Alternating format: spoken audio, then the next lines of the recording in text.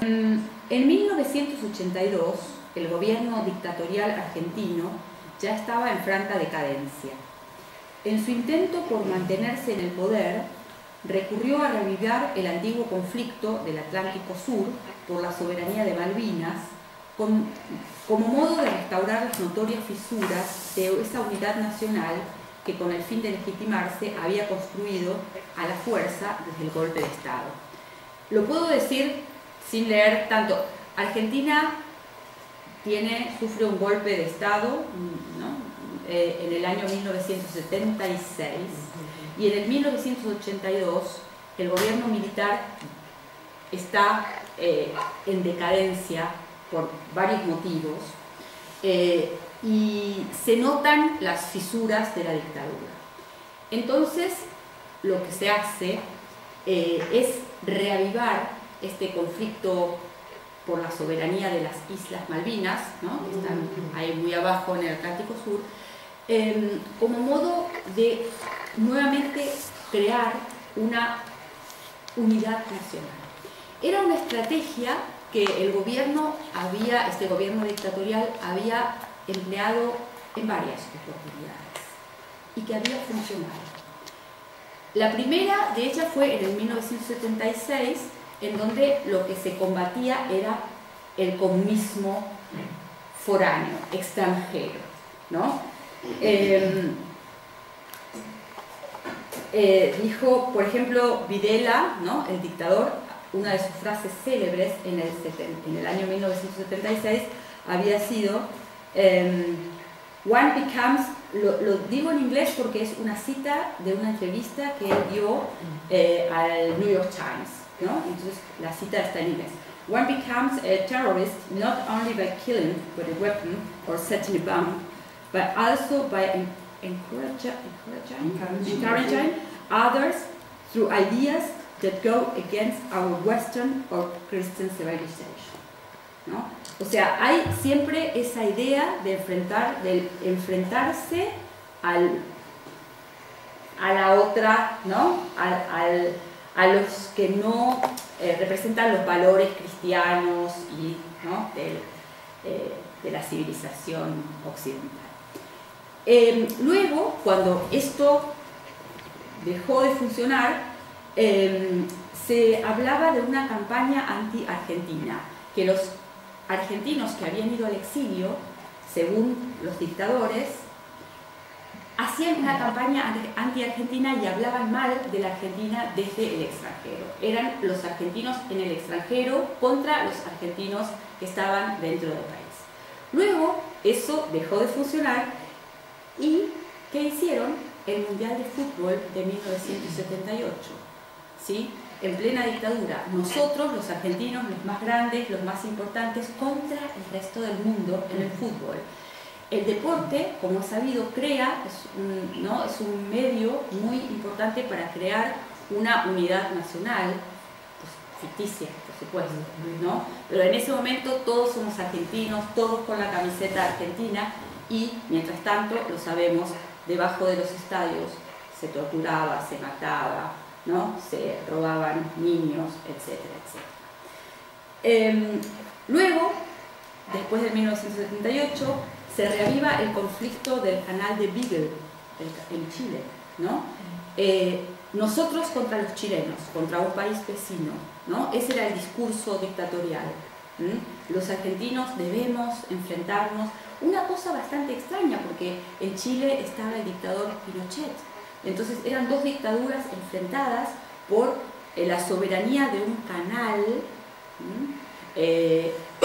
y eso se solucionó, entre otras muchas cosas, digamos, gracias a la intervención del Papa en ese momento, ¿no? Por supuesto que hay otros intereses, etcétera, etcétera, pero fue el Papa, ¿no? El enviado del Papa, llamado Zamoré, quien dijo: no, dos países hermanos no pueden enfrentarse. Entonces, ese conflicto se solucionó y en el año 1982, otra vez, ¿no? Había que reavivar ese sentimiento, y entonces, ¿qué se hace? Prácticamente de la noche a la mañana se convoca a una guerra contra Inglaterra. nada más y nada menos, una potencia, ¿no?, militar contra un país que no tenía ningún tipo de experiencia militar, un ejército no profesional, mientras que, como sabemos, Inglaterra, ¿no?, es en ese sentido una potencia mundial. Eso para explicar un poco el contexto, ¿no?, del cual vamos a hablar con respecto a esta película. Digamos, lo expliqué de manera fácil, lo podría haber leído un poco más complicado, pero creo que se entiende un poco cuál es la estrategia. Tomando como base las encuestas de la época, que indican que en la Argentina del mes de abril de 1982, la guerra comenzó el 2 de abril de 1982, y este dato es increíble, un 90% de esa población que vivía bajo la dictadura más feroz de la historia del país, una de las dictaduras más feroces, ¿no?, de la historia de la humanidad, aprueba sin miramientos la acción del gobierno de Galtieri, del gobierno militar. Por lo tanto, podemos decir que la estrategia era altamente efectiva, ¿no? Les voy a mostrar simplemente una foto para que vean las manifestaciones de apoyo a la guerra. Un país, ¿no?, que dijo, ¿quieren la guerra? Sí, queremos la guerra, ¿no? Un poco fanatizado, y vemos también los movimientos de izquierda. Increíble cómo esa estrategia funcionó. Vemos aquí el dictador, ¿no?, ese era un típico gesto de él, y esta playa es la plaza, que es la Plaza de Mayo, donde sabemos todos, ¿no? ¿Cómo? Las madres, las abuelas, es la Plaza de las Madres y las Abuelas, ocupada por multitudes de personas que en el año 1982 apoyan la guerra, la realización de una guerra de un día al otro, sin ningún tipo de preparación, ningún tipo de advertencia.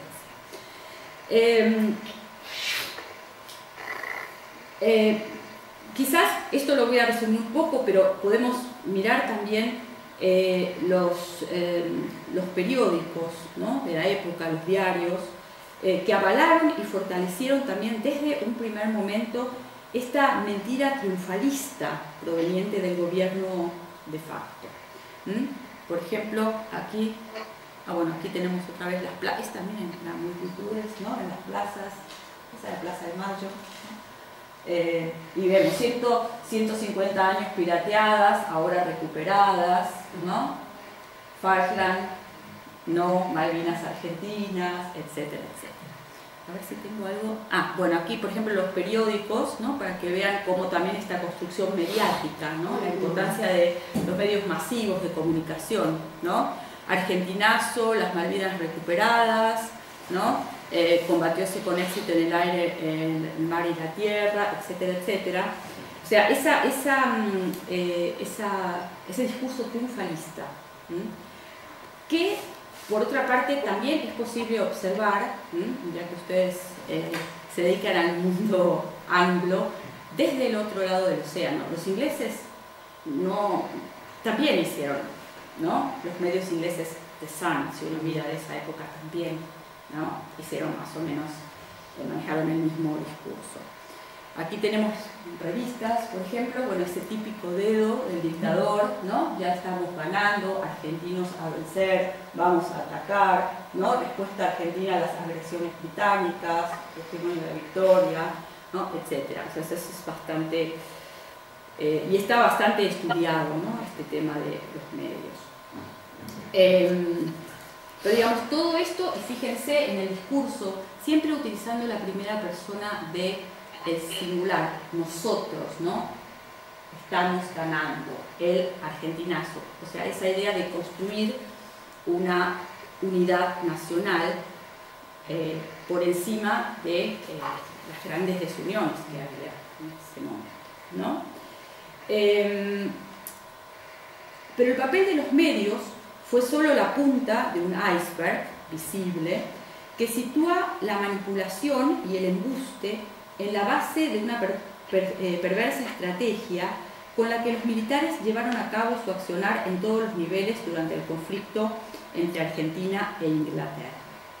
Basta recordar, por ejemplo, y esto es un pequeño resumen, digamos, de un núcleo que es lo que yo pienso a partir del cual se puede leer muy bien esta guerra, que es el tema de la mentira y el engaño, ¿sí? Cómo se hizo una cultura del engaño, una cultura de la mentira, que de alguna manera funcionó. Los que son de mi generación y que vivimos, ¿no?, con cierta conciencia esa guerra, recordamos, por ejemplo, las cartas que todos los niños en la escuela escribíamos a los soldados, que en realidad no eran soldados porque no era un ejército profesional, sino que eran jóvenes de 18 años, ¿no?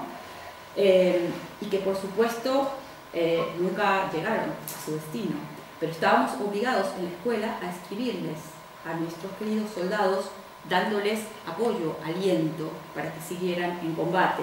Recordemos que la Argentina es muy grande, es un país muy grande, y la mayoría de los conscriptos venían del norte de la Argentina, ¿no?, de los límites con los países norteños, ¿no?, con Brasil, con Bolivia, con Paraguay, las provincias más pobres, y esos soldados conscriptos eran enviados al sur, abajo de la Patagonia, casi en el límite con la Antártida. Morían de frío, ¿sí? No tenían, ¿no?, nada, que ni siquiera como los ingleses, que venían súper preparados con todas sus mejores tecnologías, los nuestros se morían sobre todo de frío.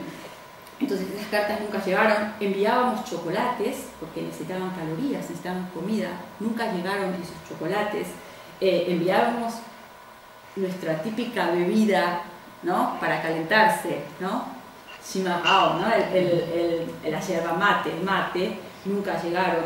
Las mujeres, y hay una importante participación que no está visualizada de las mujeres, las abuelas, las madres, tejían, ¿no?, hacían tejidos y tejían bufandas, guantes, todo para mandarles, porque realmente no estaban equipados.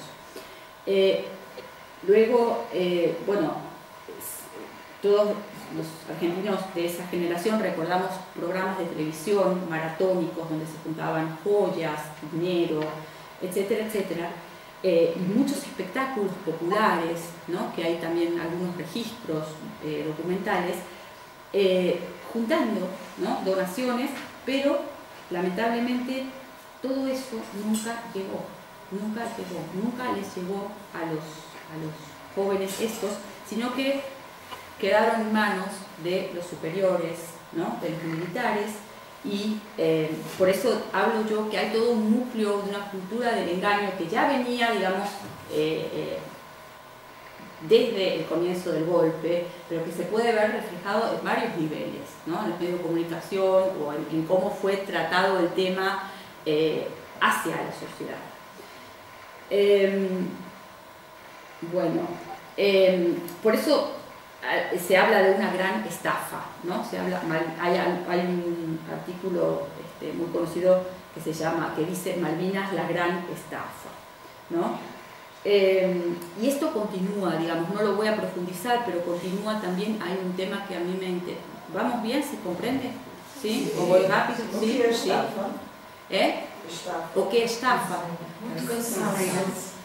No, estafar es... no, engaño. Una estafa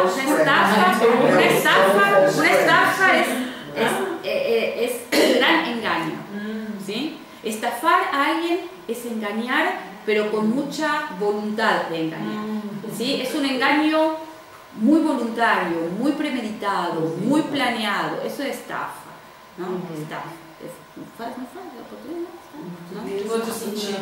Sí, ok. Eso es la estafa. Digamos, hay también, por ejemplo, no lo profundizo, pero es un tema que a mí me preocupó mucho y que hemos trabajado en el post-conflict, el concepto de héroe, ¿no? De héroe, ¿sí? ¿Quiénes fueron, porque hay toda una construcción de la heroicidad, del héroe que se sacrifica por la patria, etcétera, etcétera, pero claro, la guerra la perdimos, entonces fueron héroes derrotados que quedaron silenciados después, porque eran un recordatorio de la guerra perdida, ¿sí? Entonces hay toda una construcción a partir de eso, ¿no? Héroes silenciados, héroes invisibilizados, que nunca consiguieron una reinserción social, etcétera, etcétera, etcétera.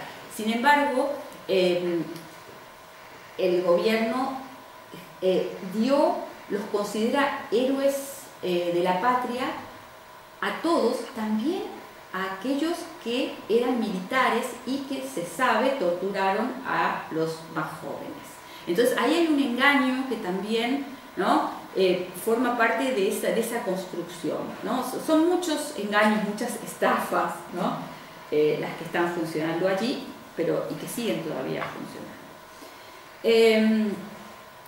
Nos sorprende entonces que después de la derrota del 14 de junio, la guerra fue muy breve, fueron 74 días solamente, ¿no? Pero para la Argentina es nuestra gran guerra de alguna manera, y con la paulatina revelación de informaciones acerca de la tergiversación de la causa de la soberanía de las islas y de la nefasta actuación de los militares durante la guerra, los argentinos fueron teniendo cada vez más dificultades para posicionarse ante el tema. ¿Sí? Eso es un gran problema en la Argentina. ¿Cómo posicionarse ante esa guerra? Por un lado, todos lo sabemos, creo, la mayoría de los argentinos opinamos que la soberanía es clara. Las islas están cerca de la Argentina, siempre fueron argentinas, etcétera, etcétera, etcétera. ¿Sí? O sea, a nivel de la soberanía, creo que ninguno de los argentinos, por lo menos lo discutimos, tampoco los ingleses discuten mucho acerca de esto. Para la mayoría de los ingleses, no es importante, ¿sí? Es un punto estratégico, sí, muy importante. Une los dos océanos, une la Atlántica, con la Antártida, hay petróleo, hay krill, o sea, se sabe que es un punto, ¿no? Es como Gibraltar, son puntos importantísimos, ¿no? Pero, digamos, por un lado, entonces, la soberanía no se discute, pero sí es muy difícil posicionarse a favor o en contra de una guerra, y sobre todo de una guerra que está llevada a cabo por un gobierno militar, ¿no? Militares que torturaron a sus propios soldados. Los soldados argentinos decíamos, queríamos ir con los ingleses, no con los argentinos, porque los ingleses los trataban de acuerdo a la Convención de Ginebra, etcétera, etcétera, mientras que los argentinos militares los torturaban, ¿no? Los dejaban morir de hambre, de frío, o sea, eso se sabe. De hecho, en estos días, por suerte, ahora, esta semana, están teniendo lugar por primera vez los juicios a los militares con actuación de Malvinas, que eso era algo que no había tenido lugar. Yo estoy siguiendo un poco esos juicios porque me interesa también toda la discursiva, ¿no? Y todo el tema de cómo se está, digamos, poniendo en discurso todo eso. Pero bueno, entonces ahí hay como digamos, Malvinas es por un lado un dispositivo aglutinante que junta a los argentinos, pero por otro lado es un motivo de desconfianza, porque fuimos engañados, ¿sí? Porque es un motivo de disidencia, ¿sí? Porque cuando uno habla de Malvinas, y eso me pasó a mí con el doctorado, parece, bueno, eres militarista, ¿sí? Estás a favor de la dictadura, y ahora el discurso es, ok, imperialista, antiimperialista, o sea, se va complicando tanto que es algo complejo, ¿no? Bueno, aquí tenemos más imágenes, ¿no? Lo de los medios me gusta mucho a mí, pero bueno, vimos rendirse a los ingleses, ¿no? Siempre, por supuesto, los medios mostraban un triunfo que no era así, que nunca fue así, ¿no? O estábamos ganando, era mentira, o seguimos ganando, ¿no? Pero fíjense, para mostrarles esto de cuán importante es la Argentina. Cuando uno llega al aeropuerto de Buenos Aires, ¿no? Lo primero que encontramos es este cartel. Casi todas las ciudades y todas las entradas a las grandes ciudades y a las ciudades en Argentina y a los pueblos tienen esto: las Malvinas fueron, son y serán argentinas, ¿sí? Es lo primero que ve el extranjero que llega al aeropuerto, este cartel, ¿sí? El fútbol siempre funciona, las Malvinas argentinas, siempre, en todos los partidos de fútbol, en todo donde está la selección argentina, bueno, por supuesto siempre son sancionados, ¿no? Porque no se permite eso, pero los argentinos siempre, ¿no? Cuando juegan el fútbol Argentina e Inglaterra, se juega mucho más que un fútbol, ¿no? Esta es mi ciudad, este es un mural, hay muchos murales, por ejemplo, esto lo saqué, ¿no? Es la Facultad de Bellas Artes en mi ciudad, yo soy de la ciudad de La Plata, ¿no? Que hay siempre como, bueno, no olvidar, siempre resistir, ¿no? Junto con, eso es una banda de rock, ¿no? Pero digamos, está como muy integrado a la cultura popular, ¿no? Hay una presencia enorme, son fotos mías, ¿no? Pero, y fíjense, siempre ligado a una masculinidad, ¿no? Honremos a nuestros héroes, ¿no? Es una cosa siempre muy ligada a la figura del soldado, ¿no? O de los conscriptos, que como dije tenían 18 años. Muy poco, la imagen femenina siempre aparece, como tú dijiste, a partir de las madres de la Plaza de Mayo, que no son las madres de Malvinas, porque las madres de Malvinas todavía no están agrupadas, digamos, pero sí las madres y las abuelas de Plaza de Mayo, que de alguna manera, aquí por ejemplo, tienen ese cartel, en ese mural que dice: las Malvinas son argentinas, los desaparecidos, ¿no? de missing, también, ¿sí? Para decir, bueno, también es parte de la dictadura, pero la figura femenina está encarnada a través de las madres de la Plaza de Mayo, que es la otra parte de la dictadura, ¿no? Parecería que es algo como muy masculino en la representación, ¿no? Iconográfica. O aquí, otro mural, en mi ciudad también, ¿no? Siempre el soldado. La patria, sí, la imagen de la patria siempre es muy femenina, ¿no? De la Argentina, ¿no? Esa es la idea de la mujer. Los desaparecidos, aquí están las fotos, ahí está también la madre de la Plaza de Mayo. Las fotos de desaparecidos, bueno, sí, son mujeres, hombres, pero en realidad, ¿no? La imagen femenina, en el caso de Malvinas, está dado a través de la imagen de la patria, ¿no? O sea, que podríamos hablar de la matria, casi, ¿no? Creo que es. ¿No tiene más? Bueno. Paso ahora, después de explicar esto muy, ¿no? Así, a grandes rasgos y de manera muy, muy esquemática, ¿no? Se podría profundizar en todo durante horas. Me gustaría tomar este punto de inflexión, de este cambio, ¿no? En el imaginario argentino a partir de 1982, a partir de la guerra, ¿no? Y de la derrota, y analizar a partir de este contexto esta película que se llama Falkland, ¿no? Que estuvo dirigida por José Luis Márquez y fue estrenada en el año 2000. Ahí hay un juego de palabras, ¿no? Los ingleses no hablan de Malvinas, sino de Falkland, ¿no? Y para nosotros es una palabra impronunciable, porque esa es una palabra que, ¿no? Y este director hace este juego de palabras, ¿no? Muy duro, ¿no? Ahora después, cuando veamos y comentemos la película, nos vamos a dar un poco cuenta de por qué.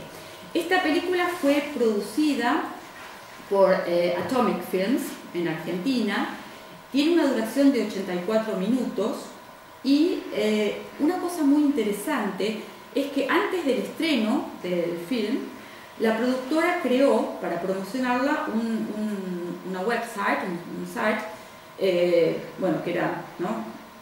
www.falkland.com.ar, y desgraciadamente no existe más eso, porque yo pude consultarla a través de un artículo de una colega que lo había visto, y ahí es muy interesante ver las reacciones de los cibernautas con respecto a esta película.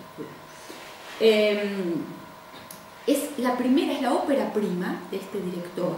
Este director, y eso me parece súper interesante también, es un publicista, es un hombre que viene de la publicidad, ¿no? De una agencia de publicidad. Y luego, si tenemos tiempo, no sé, tú me vas diciendo si me extiendo mucho, podríamos ver un spot publicitario que él hace para los 40 años de la guerra, y es muy interesante, que hace justamente para las 40 de la guerra y también para los Juegos Olímpicos en Londres. Cómo él juega, ¿no? Con esa guerra entre los dos países, ¿no?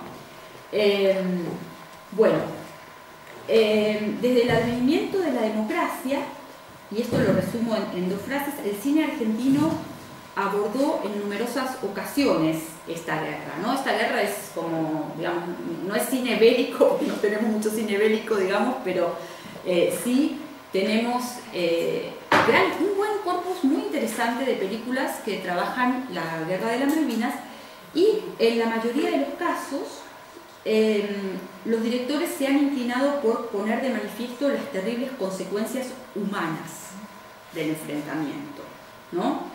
Partiendo de la voz testimonial de quienes estuvieron en el campo de batallas.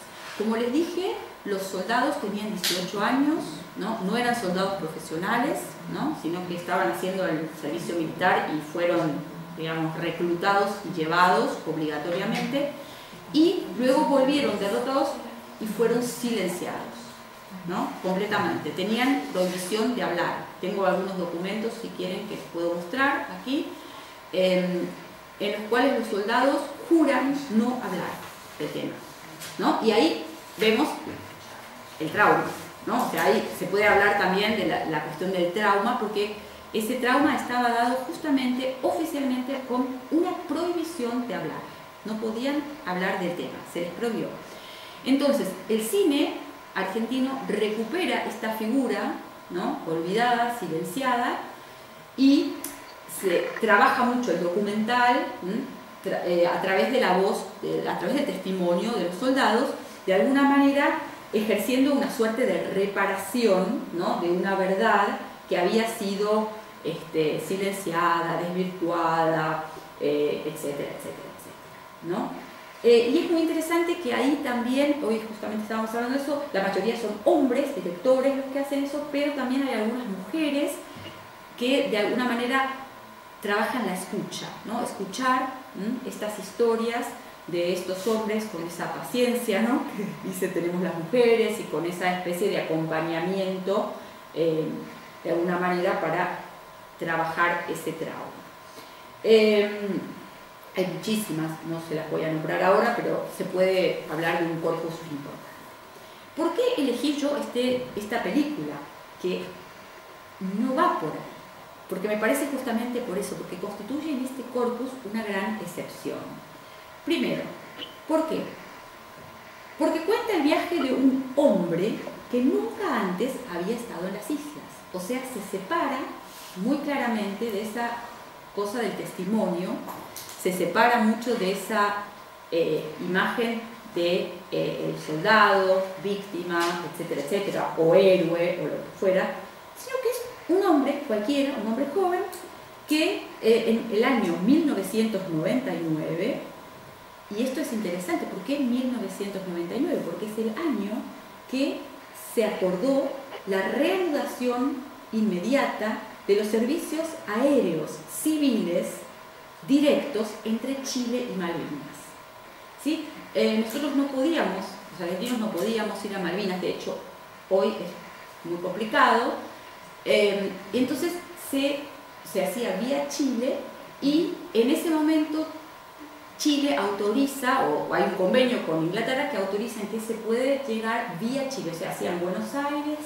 Santiago, y de Santiago iban, ¿no? Y en ese año Márquez dice, bueno, hay que hacer una película, ahora podemos ir a Malvinas. ¿Y qué hace él?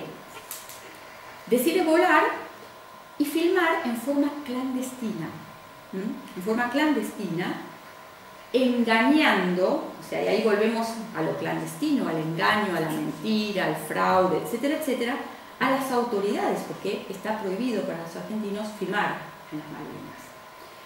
Pero no solo engaña a las autoridades, sino que también engaña a los isleños, a los pobladores, porque graba con cámara oculta, los graba. Y eso es muy interesante. Él habla de este género, él crea un género, ¿no? Que es lo que él llama cine, ficción, verdad. Después les voy a pasar este libro, porque este es un libro súper interesante, que hay muy pocos, tuve mucha suerte de encontrarlo en un anticuariato, porque es el libro que él hace, digamos, de la producción y postproducción de la película, ¿no? Es un libro de autor, de director, ¿no? Es una pequeña joya que conseguí, pero se los voy a mostrar. Y él, como ven aquí, ¿no? Se llama cine, ficción, verdad. Ficción, guión, verdad. Un nuevo género. ¿Qué hace él? La subtitula Fatland, una película clandestina. Tanto, digamos, en la página web, esa que lamentablemente desapareció, como en otros paratextos, que hay varios paratextos, ¿no?, de esta película, digamos, siempre sale esta cosa de la ficción verdad, y hay como una crónica, esto es como una especie de crónica, ¿no?, de cómo él trabaja eso de la ficción verdad. Después les puedo leer un pedacito, pero que van a ver cómo está funcionando siempre el engaño. Dice: sábado 11 de diciembre de 1999, el vuelo 542 de LAN Chile acaba de despegar de las Islas Malvinas. No solo dejo atrás este paisaje árido y desolador, sino también la tensión, el miedo y la angustia vividos durante esta semana de filmación. Los kelpers, los llaman kelpers, ¿no? Es una forma peyorativa, negativa de llamar a los habitantes de Malvinas. Llamamos kelpers.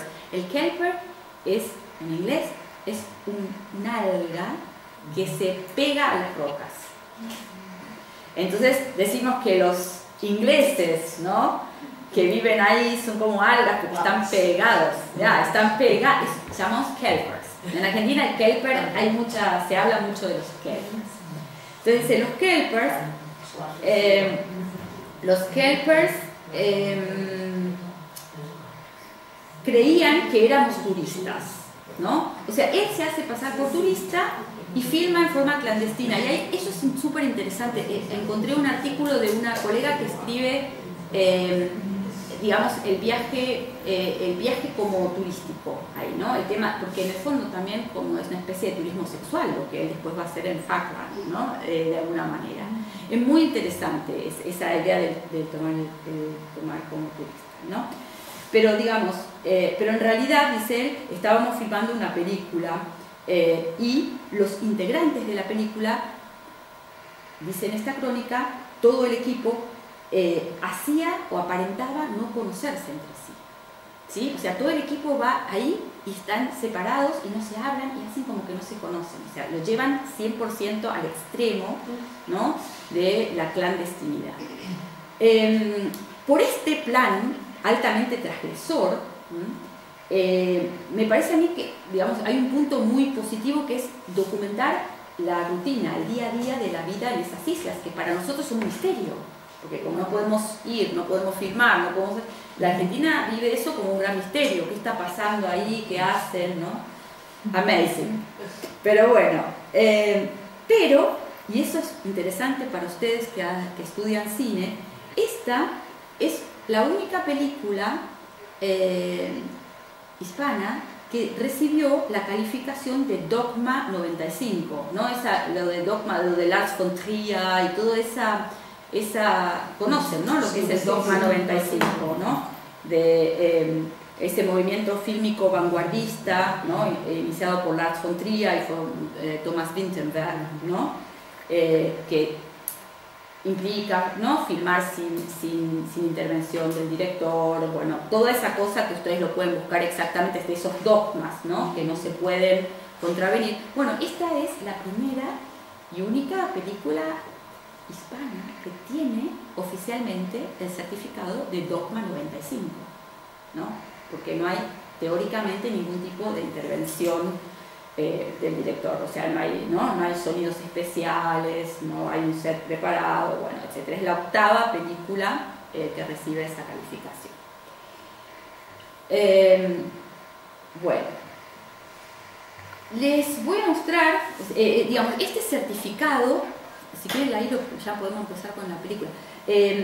Este certificado es mostrado al principio de la película como un certificado de autenticidad. Esto es auténtico, es cámara oculta, pero es auténtico, es la verdad, ¿no? O sea, la cuarta escena de la película, sin embargo, pone en duda la veracidad de este documento porque incluye una intervención del director, no solo acústica, sino también visual, de alguna manera contradiciendo estos postulados básicos del dogma 95. En dicha escena, el espectador, y ahora lo podemos mostrar, asiste a las voces de un coro o de una congregación que canta fragmentos en una versión privada del himno de Gran Bretaña, God Save the Queen, mientras que en la pantalla aparece el texto, en traducción muy libre al argentino, que dice: larga vida le dé Dios a nuestra noble reina, Dios te envíe victoriosa, feliz y gloriosa a reinar sobre todos los hombres. Oh Dios, levántate, dispersa a nuestros enemigos, confunde su política, y esa es la palabra que han, y burla sus trampas. ¿Sí? En inglés es, y ustedes me lo van a pronunciar mejor que yo, frustrate their knabbish tricks. ¿Sí? Y la palabra knabbish es una palabra de inglés antiguo que nadie conoce. No sé cómo se dice. Knavish. Bueno, yo me baso en esa palabra. Yo me baso en esa palabra de la burla, porque ese de Knavish de alguna manera está basado, y yo lo pronuncio a la alemana, porque el Knabe o Knabe, ¿qué es el Knabe? El Knabe. El rapaz, fácil que es un rapaz burlador. Es un burlador. Knave es el Jack. En el juego de las cartas es el Jack, ¿no? Pero en el juego del póker, que es el juego más mentiroso y más engañador que hay, no ponen la K porque la K es el King. Entonces ponen la J, no ponen Knave, ponen la J que es el Jack. Porque si no se confunde con la K de King. Es el opuesto al rey. Es el bribón. Es el bribón, es el truán, es el joven mentiroso, es el burlador. ¿No? Para mostrar un poquito de la estética, ¿sí? Porque es difícil con la acústica. Lo interesante es que esta idea que yo retomo ahí, ¿no? Del God Save the Queen, porque los intentos diplomáticos por la recuperación de las islas nunca funcionaron, tampoco funcionó la guerra, digamos, el fracaso de la política.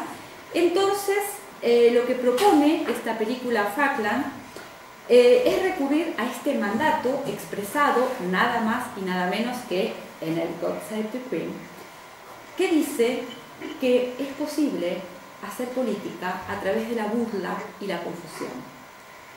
Para ello, Márquez, el director, ubica en el centro de la historia a un Jack, ¿no? A este Jack, que es en realidad un experto en ilusiones y en trucos, porque es un mago. Es un mago, ¿no? Es un joven que en la vida real, porque son personajes de la vida real, trabaja como mago en bodas, en fiestas, y entonces se gana el dinero así, y entonces es enviado, o decide él mismo viajar a las Malvinas a llevar a cabo una misión patriótica que consiste en engañar a las muchachas, ¿no?, de las Malvinas, haciendo primero que se enamoren de ellos y luego embarazándolas. Esa inoculación, por eso Kaplan, esa inoculación de la simiente argentina en el cuerpo de la mujer isleña, según él, debería ser, según el protagonista, una conducta, dice él, a imitar por los hombres argentinos, pues así la próxima generación sería naturalmente argentina.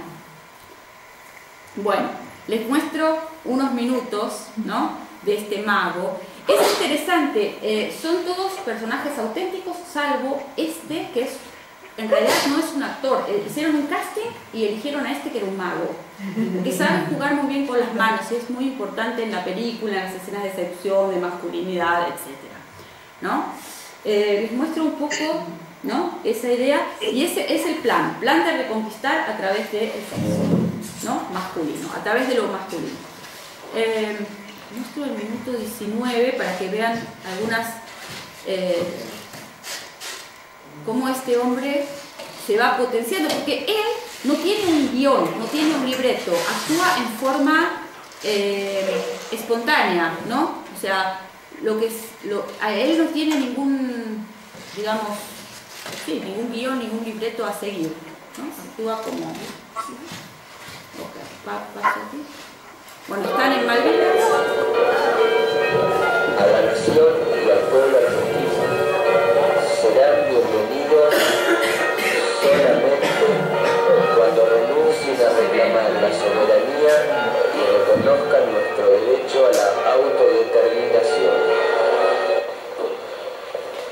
A ver, digamos, 700 mujeres en edad de embarazada, 500 éxitos en la Hacia cálculos de cuántos hombres necesitarían que embarazar a las mujeres. Todo el tiempo está calculando. 5.000 en 10 años.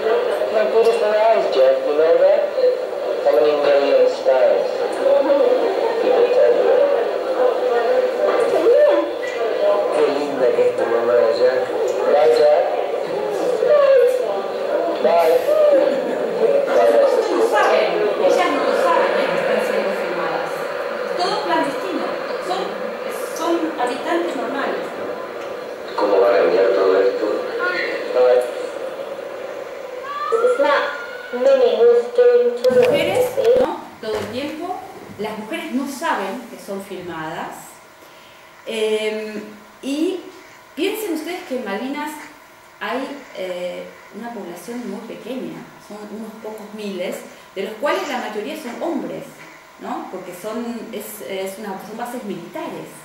Por lo tanto, las jóvenes, ¿no?, estas chicas de 17, 18 años, claro, están muy entusiasmadas todas cuando ven, ¿no?, un turista argentino, ¿no?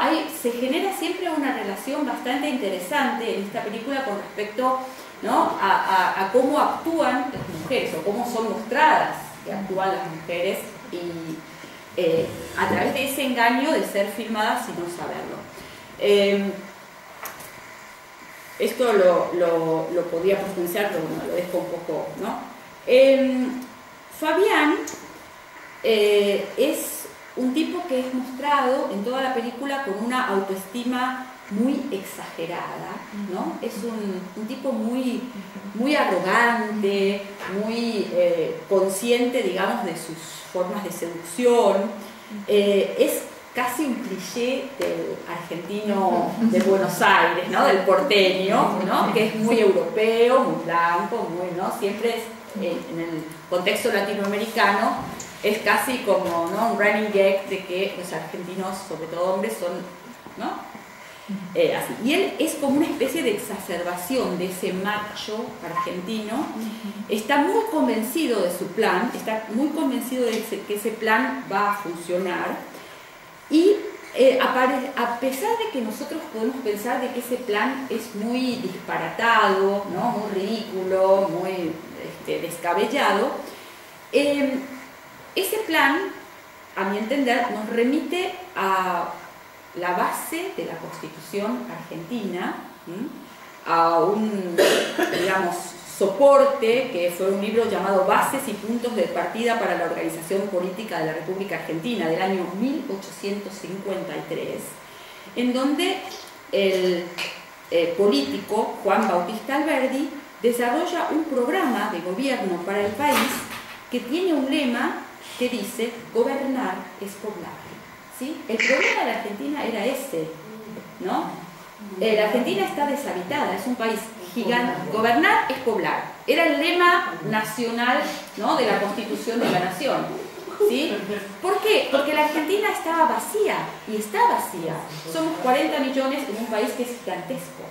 O sea, y él decía, y por eso, en el fondo, lo que está retomando esta idea muy disparatada en forma paródica es eso.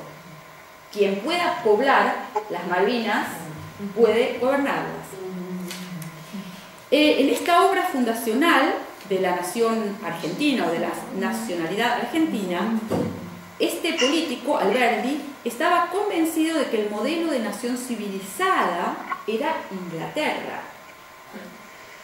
Por eso, en el Tratado de la Constitución, ¿no?, se dice que lo importante para la Argentina es atraer la inmigración inglesa al territorio argentino, sobre todo, dice, hombres jóvenes, para que al relacionarse con las mujeres locales puedan, digamos, mejorar la raza, mejorar el país. Eso está en nuestra Constitución, en las bases, ¿no?, en 1850, ¿no? Lo que hace Fabián es justamente lo contrario, es dar vuelta a ese mandato, es decir, ¿no?, hombre argentino que va a conquistar, y ahí está también, puede ser una lectura postcolonial, colonial, ¿no?, esa idea de reconquistar, ¿no?, a través, ¿no?, del hombre argentino conquistar a las mujeres inglesas. Para eso, digamos, él piensa que una prole argentina podría ser una garantía de éxito, de conquista, de colonización. Llevar a cabo este propósito patriótico no es fácil, como vimos, ¿no? O sea, tiene que hacer un montón de papeles, colas, bueno, etcétera, etcétera. No vamos a retomar esto. Y fíjense una cosa que me parece muy interesante. No sé si escucharon un quiebre muy claro, ¿no?, de el Dogma 95. Hay una música. ¿Escucharon esa música? ¿Y se dieron cuenta quién es? ¿Quién es? Es Jimi Hendrix. Jimi Hendrix, cuya figura, ¿no?, ese na, na, na, na, na, toda esa musiquita, es la guitarra de Jimi Hendrix, cuya figura, como sabemos, no solo es inseparable de esa célebre interpretación del himno nacional americano, ¿no?, Vietnam. ¿Se acuerdan? Cuando toca en Woodstock, Hendrix, ¿no?, el himno nacional con los acordes propios que van, ¿no?, un poco recordando las bombas, ¿no?, los gritos de la gente en Vietnam, etcétera, etcétera. Pero a su vez, Hendrix es el símbolo de Woodstock, make love, not war. ¿Qué es esto?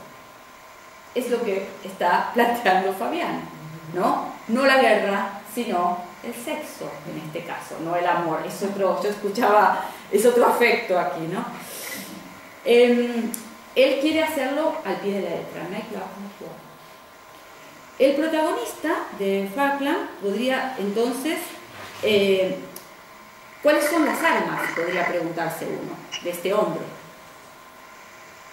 No son armas, como en la guerra, sino que es su cuerpo, ¿sí? Y fíjense que eso también es muy interesante, porque él se muestra constantemente exhibiendo su cuerpo.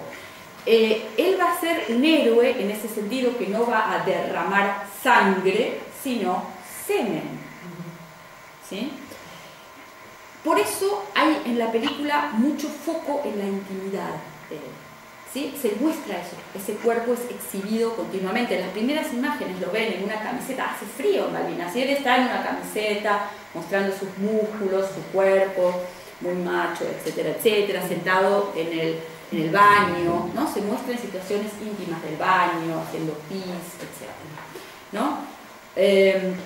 Y siempre buscando, ¿no? Una mujer, como si fuese un cazador. Como el cuerpo es su arma, también lo vamos a ver limpiando ese cuerpo, aseando ese cuerpo, ¿sí? Y lo vemos en una peluquería, por ejemplo, lo vemos lavándose los dientes, por ejemplo, ¿no? Los vemos cortándose la barba, ¿sí? El cuerpo aseado, limpio, ¿sí? Y en un momento en la película él dice argentino y limpito, ¿sí? Parece otra vez algo gracioso, uno se ríe cuando escucha esto. Sin embargo, esto también remite a los orígenes de la nación. ¿Por qué? La limpieza como una obligación política, ¿sí? La limpieza étnica. Y ahí, tú que eres de Brasil enseguida vas a decir, pero Chile, tenemos esa idea de la limpieza étnica, de la pureza, ¿no? Esa idea, digamos, que articula lo biológico, eso es biopolítica, ¿no? Lo biológico con lo político, en toda esta idea de las ideologías del siglo XIX en Latinoamérica, que remiten a lo que se llamó el higienismo, ¿no? La idea del higienismo, el cuerpo social limpio, ¿no? Indica un cuerpo político, ¿no? Sano, etcétera, etcétera, ¿no? La idea de los discursos del XIX y el higienismo. En Argentina, muy claro, quiénes eran los enfermos, quiénes eran los antigénicos, el criollo, ¿no? Vago, rebelde, el inmigrante, sobre todo el inmigrante español e italiano, sur de España y sur de Italia, ¿no? Que eran locos, pervertidos, con ideologías perversas, el anarquismo, el comunismo, etcétera, etcétera, y el indio también, ¿no? El indio salvaje. Todo esto era lo opuesto a la civilización, ¿no? Queríamos la civilización y no la verdad. Entonces, esa idea de la purificación y la limpieza se puede, ¿no? ver a través de la corporalidad de Fabián. Entonces, les puedo mostrar una pequeña parte y después quizás, si tienen alguna pregunta, tendríamos que terminar, ¿no? Tú me dices cuando me termino. Digamos, yo quiero solamente ideas para poder pensar esta película. Así, ¿no?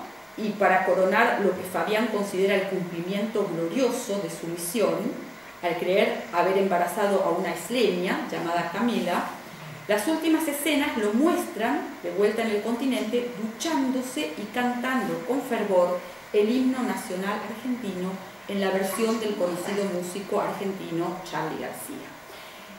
Resumo esa idea porque si no, no se entiende. Él prueba con varias mujeres, hace un ranking y finalmente conquista a una llamada Camila, que es la única actriz profesional. Márquez hizo un casting, o sea, y tomó a esta chica que trajo de Inglaterra sin darle ninguna explicación, la pusieron a funcionar en esa película, pero tampoco no tiene guión, es todo improvisación pura. Y claro, no tienen sexo en realidad en la película, no queda embarazada realmente, pero en la ficción, por eso, ¿no? Trata ese género de ficción, ¿verdad? Él, el Fabián, el mago, ¿no? El que hace trucos y engaña todo el tiempo, cree haber embarazado a esta chica y cree haber cumplido su misión. Entonces, la última escena lo muestra, y voy a mostrar. Bueno, luego quizás después mostrar todo, una parte del final general. Espera un minuto que quizás muestro todo y ya explico esto y ya después cada uno lo analiza. Entonces, la última escena lo muestra bajo la ducha, en Buenos Aires nuevamente, cantando el himno nacional. Sin embargo, el espectador, porque ese podría ser el fin de la película, dice, ¿cómo? Al final triunfó el machismo, triunfó, ¿no? Esa idea. Pero el espectador sabe que esta construcción sobre la que Fabián asienta esa nueva nación argentina, en la que finalmente las Malvinas volverán a ser argentinas. Las Malvinas son como un fetiche de la nacionalidad. Siempre decimos, quien pueda hacer que las Malvinas vuelvan a ser argentinas se va a quedar presidente para toda la vida, ¿no? Porque es nuestro fetiche. Entonces, él cree haberlo logrado y entonces así termina la película. Sin embargo, la escena anterior a este final muestra que Camila, la muchacha que cree haber él embarazado, proyecta la grabación de un mensaje clandestinamente y lo deja en la cámara de Fabián. ¿Sí? ¿Qué pasa? En esta grabación, la joven, que por supuesto es abandonada en las islas, la deja embarazada y la abandona, se vuelve, ¿no? Por medio de una mentira, graba algo en la cámara sin que él lo sepa y lo califica al hombre de mal amante, de ingenuo, porque le dice, oye, ¿sabes qué? Todo fue mentira, todo fue un engaño, yo todo eso fingí. ¿Tú crees que cuando teníamos sexo la pasábamos bien? No, era muy mentira, yo fingí todo, lo sacamos, todo, era todo mentira. Entonces, con esta versión, ¿no?, de Camila, destroza la significación de todos los encuentros sexuales, pero a su vez, digamos, impugna la masculinidad del hombre. Hay un acto para mí de empoderamiento femenino, ¿no? Y eso me parece que es lo que salva a esta película, porque en realidad genera mucho rechazo toda la película. Los ingleses a los ingleses le encantó, tuvo éxito en Inglaterra, en Argentina no. En Argentina no, a la gente no le gusta porque, ¿no?, es una lectura un poco, ¿no?, complicada de la argentinidad, del machismo, etc. Pero los ingleses la toman como muy divertido porque no tienen esa relación tan emocional, claro, afectiva con Malvinas. Ellos ni saben dónde están, pero en cambio nosotros sí sabemos, ¿no? Entonces, digamos, pero este acto me parece a mí que salva de alguna manera toda esta imagen y destroza todas las escenas anteriores, que son escenas de muy simple lectura, con una simbología bastante clara. Por ejemplo, ellos tienen sexo en una playa y hay un montaje en el que se muestra un resto, ¿no?, un vestigio de un helicóptero atravesado por una bala, ¿no?, un agujero y atravesado por una bala inglesa. O sea, las escenas son de lectura muy burda, muy simple, ¿no? Pero esta idea de haber introducido este empoderamiento me parece que salva al...